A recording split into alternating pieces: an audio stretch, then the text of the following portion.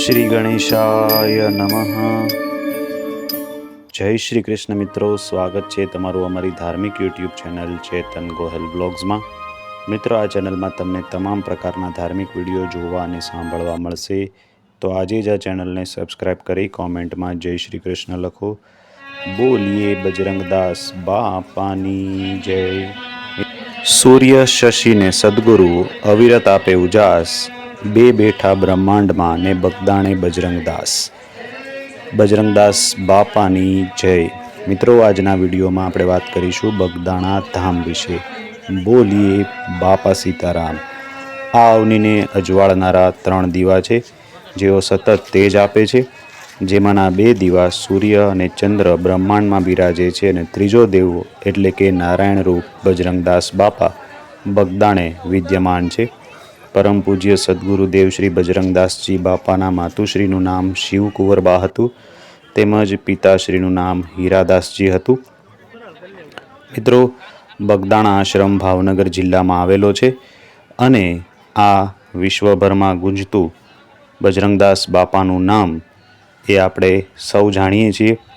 આંખ થકી આશીષ દે, શબ્દોની ભાષા મૌન, આચરણથી ઉપદેશ ગુરુ વિના આપે કોણ। પરમ પૂજ્ય સદગુરુદેવ શ્રી બજરંગદાસ બાપાએ પોતાના જીવનકાળ દરમિયાન ક્યારેય જાહેર પ્રવચન કે ઉપદેશ આપ્યો નથી। બાપાનું જીવન એ જ એમનો ઉપદેશ। ફક્ત એમની અમી નજર જ્યાં પડે ત્યાં આશીર્વાદનો ધોધ વહે। આવું સમર્થ સદગુરુ વિના બીજું કોણ કરી શકે।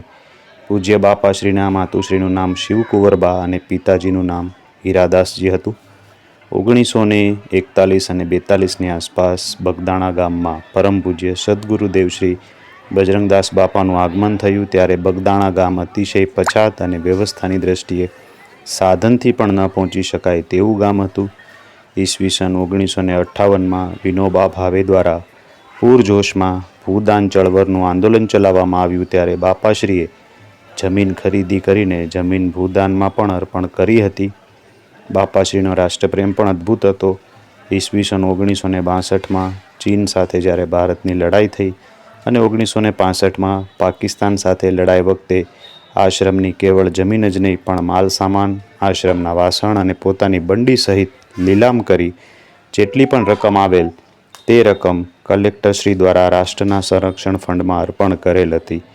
બાપાના શરીર શાંત થયા પછી પણ ઈસવીસન 1999માં કારગિલ યુદ્ધ વખતે શ્રી બજરંગદાસજી સીતારામ સનાતન આશ્રમે પૂજ્ય બાપાશ્રીનો માર્ગ કાયમ રાખતા સંરક્ષણ ફંડમાં પાલીતાણા ખાતે તત્કાલીન ઉપવડાપ્રધાન માનનીય લાલકૃષ્ણ અડવાણીને 11 લાખનું યોગદાન કરેલ હતું।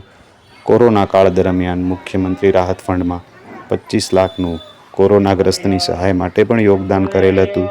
તેમજ કોરોના સમયમાં પૂર્ણ સમય સુધી આશ્રમ દ્વારા ફૂડ પેકેટ પણ આપવામાં આવેલ। બાપાશ્રીનો વિદ્યાર્થી પ્રેમ પણ અદ્ભુત હતો। પૂજ્ય બાપાની હયાતીમાં ઈસવીસન 1975-76માં બગદાણા ખાતે હાઈસ્કૂલ બનાવી ગ્રામ પંચાયતને અર્પણ કરેલ।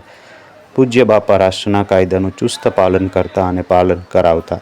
હાલમાં પણ બાપાના પર્યાવરણ પ્રેમને તેમના સ્વયંસેવકો દ્વારા ગુરુ પૂર્ણિમા સુધી 35,000 વૃક્ષોનું વૃક્ષારોપણ કરવામાં આવ્યું છે। બાપાની 50મી નિર્વાણ તિથિ સુધીમાં 1 લાખ વૃક્ષોના વૃક્ષારોપણનો સંકલ્પ અને જતન કરવાનો સંકલ્પ લેવામાં આવેલો છે। તીર્થક્ષેત્ર બગદાણા ધામમાં પરમ પૂજ્ય બાપા બજરંગદાસ બાપાની 3 ટાઈમ આરતી કરવામાં આવે છે, જેમાં મંગળા આરતીનો સમય સવારે 5 વાગે, ત્યારબાદ તે 5:30 સુધી ચાલે છે। રાજભોગ આરતી બપોરે 11:15 વાગે થાય છે। જે આરતીમાં બાપાને થાળ ધર્યા બાદ પૂજ્ય સદગુરુદેવ શ્રી બાપાને રાજભોગની આરતી થાય છે, અને સાંજે સંધ્યા આરતી સંધ્યા સમયે કરવામાં આવે છે। પરમ પૂજ્ય સદગુરુદાસ બજરંગદાસ બાપાની આરતી એ સંધ્યાકાળે થાય છે, અને ત્યારબાદ બાપાને થાળ ધરવામાં આવે છે। મિત્રો, બગદાણાથી માંડીને છેક વિદેશની ધરતી સુધી જેમના સેવાના કાર્યોની સુવાસ ફેલાયેલી છે, એવા સદગુરુદેવ શ્રી બજરંગદાસ બાપા વિશે કંઈ પણ વિચારતા પહેલાં આપણી બુદ્ધિ શક્તિ ટૂંકી પડે છે। આજે પણ હજારો ભાવિક ભક્તો બાપાના દર્શને આવીને ભાવ વિભોર થાય છે અને દર્શનનો અને પ્રસાદનો લાભ લે છે। મિત્રો, બગદાણા એ ભાવનગર જિલ્લાના મહુવા તાલુકાનું ગામ છે અને ભાવનગર શહેરથી 83 કિલોમીટર અંતરે આવેલું છે. આ ગામ બજરંગદાસ બાપાનું બગદાણા પણ કહેવાય છે. બજરંગદાસ બાપાનો આશ્રમ અહીંયા સૌથી મોટો આશ્રમ છે. આ જગ્યાએ સૌથી પ્રથમ બજરંગદાસ બાપાની ઝૂંપડી આવેલી હતી. હાલ ત્યાં મોટો આશ્રમ છે જે ગુરુ આશ્રમ તરીકે ઓળખાય છે, જ્યાં બાપાએ ભૂખ્યાને ભોજન મળી રહે તે માટે અન્નક્ષેત્ર ચાલુ કરેલ હતું. આ આશ્રમમાં વર્ષમાં 2 મોટા ઉત્સવો ઉજવવામાં આવે છે. એમાં એક બજરંગદાસ બાપાની પુણ્યતિથિ જે પોષ વદ ચોથના દિવસે, અને બીજો ઉત્સવ અષાઢ સુદ પૂનમ એટલે કે ગુરુ પૂર્ણિમાના દિવસે ધામધૂમથી ઉજવવામાં આવે છે. ત્યારે દૂર દૂરથી ભાવિક ભક્તો અહીં ઉમટી પડે છે. આ દિવસે મોટા મેળાનું આયોજન પણ થાય છે, જેમાં બંને મેળામાં દિવસે 2 થી 3 લાખ ભાવિક ભક્તો બગદાણામાં એકત્રિત થાય છે.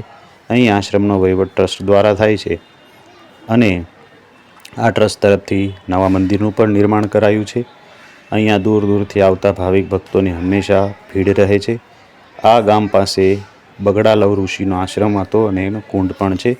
અહીંયા બગડ નામની નાની નદી પણ છે, જ્યાં ત્રિવેણી સંગમ થાય છે અને પાસે જ બગડેશ્વર મહાદેવ નામે સુંદર શિવાલય પણ આવેલું છે. તો મિત્રો, આપ અહીંયા દર્શન કરી રહ્યા છો બજરંગદાસ બાપાના ગુરુ આશ્રમના. અહીંયા તેમની તમામ ચીજ વસ્તુઓ જે એ વાપરતા હતા તે પણ દર્શાવેલી છે, જેમાં તમને દેખાય છે એ રીતે એ તમામ ચીજ વસ્તુઓ બજરંગદાસ બાપાની અહીંયા આશ્રમમાં આપણે એની બંડી છે અને તેની જે ઉપયોગ કરતા એ બધી વસ્તુઓ અહીંયા મૂકેલી છે, જેને આપણે દર્શન કરીને ધન્ય બનીએ છીએ. ત્યારબાદ અહીંયા આપણે આગળના મંદિરે જઈએ. આ આશ્રમનું પરિસર છે અને આ નવું બાંધવામાં આવેલું મંદિર છે એ પણ જોવાલાયક છે. બોલીએ બાપા સીતારામ. આ છે ધ્યાન મંદિર. ત્યાં પણ આપણે બાપાના દર્શન કરીએ અને બાપાને યાદ કરીએ. મિત્રો, આ એક પવિત્ર જગ્યા છે જ્યાં આવતા જ આપણું મન શાંત થાય છે અને આપણા જીવનને સાચી દિશા મળે છે. તો આવા પવિત્ર સ્થળે દર્શન કરવા અચૂક આવવું.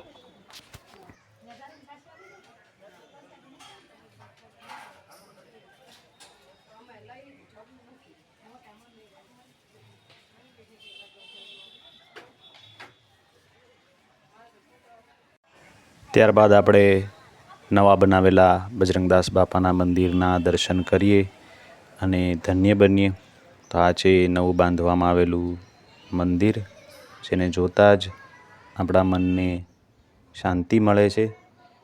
બોલીએ બાપા સીતારામ. બજરંગદાસ બાપાની જય.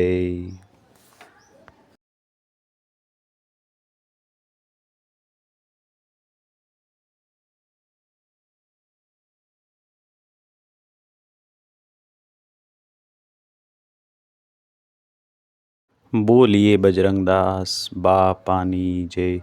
ખૂબ સુંદર મંદિર છે. મિત્રો, આ છે મંદિરની રચના. ઊંચો ઘુમ્મટ અને અંદર આવતા જ તમને એક નવી ચેતના તમારા અંદર જોવા મળે અને દર્શનથી આપણે ધન્ય બનીએ એટલું સુંદર બજરંગદાસ બાપાનું મંદિર છે. આપ દર્શન કરી શકો છો. બોલીએ બજરંગદાસ બાપાની જય. બાપા સીતારામ. ત્યારબાદ આપણે મંદિરના ઉપર તરફના ગૃહમાં જઈએ અને ત્યાં દર્શન કરીએ. આ ઉપરની જગ્યા છે. ઉપર રામ, લક્ષ્મણ અને જાનકી બિરાજમાન છે. તો આવો સૌ ભાવથી દર્શન કરીએ. માતા જાનકી, શ્રી રામ અને લક્ષ્મણજી અહીંયા બિરાજમાન છે. તેમના દર્શન કરીએ. ગણપતિજીના દર્શન કરીએ અને હનુમાનજી મહારાજના દર્શન કરીએ. બાપા સીતારામ. જય હનુમાનજી મહારાજ. મિત્રો, આપ બગદાણા આવો છો તો આસપાસ પગુડા ધામ પણ આપ મોગલમાના દર્શને જઈ શકો છો. ઊંચા કોટડા માં ચામુંડામાના દર્શને આપ જઈ શકો છો અને મહુવા દરિયા કિનારે માં ભવાનીના દર્શન પણ આપ કરી શકો છો. તો આ રીતે આસપાસ ઘણા ધાર્મિક સ્થળો છે જે એક સાથે આપ દર્શન કરવા જઈ શકો છો. આ છે મંદિરની રચના. ખૂબ સુંદર મંદિર અહીંયા બનાવેલું છે.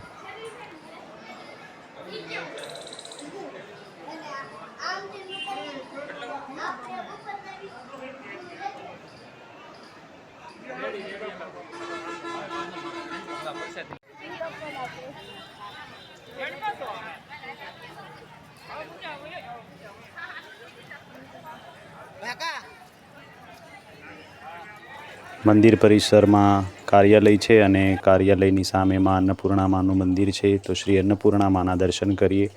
બોલીએ માં અન્નપૂર્ણાની જય. તો આ માં અન્નપૂર્ણાનું સ્વરૂપ આપણને દેખાઈ રહ્યું છે અને દર્શન કરીએ અને હવે આપણે આગળ પ્રસાદ લેવા આગળ વધીએ. અહીંયા હજારો ભાવિક ભક્તો રોજ પ્રસાદ લે છે બાપાનો. તો બપોરનો સમય છે તો આપણે પણ પ્રસાદ લઈએ. અહીંયા બાપા સીતારામ સત્સંગ હોલ તમને સામે દેખાય છે અને પ્રસાદ માટેનું ભોજનાલય, પાણીનું પરબ છે. તો અહીંયા છે ભોજનશાળા બાપા સીતારામ આશ્રમ, ગુરુ આશ્રમ બગદાણા. બોલીએ બજરંગદાસ બાપાની જય. આ છે ભોજનશાળા જ્યાં હજારો ભાવિક ભક્તો પ્રસાદ લઈ રહ્યા છે. આપ જોઈ શકો છો સુંદર મજાની વ્યવસ્થા અહીંયા છે પ્રસાદ ગ્રહણ કરવાની. તો આપણે પણ પ્રસાદ લઈએ.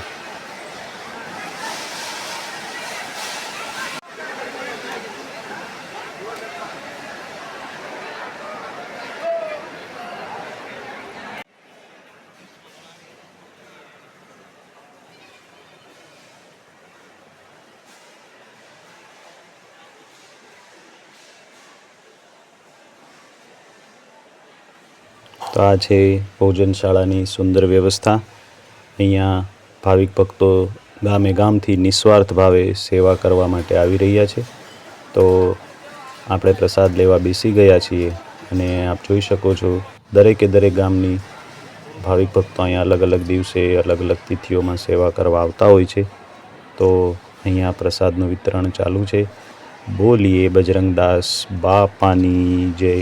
બાપા સીતારામ.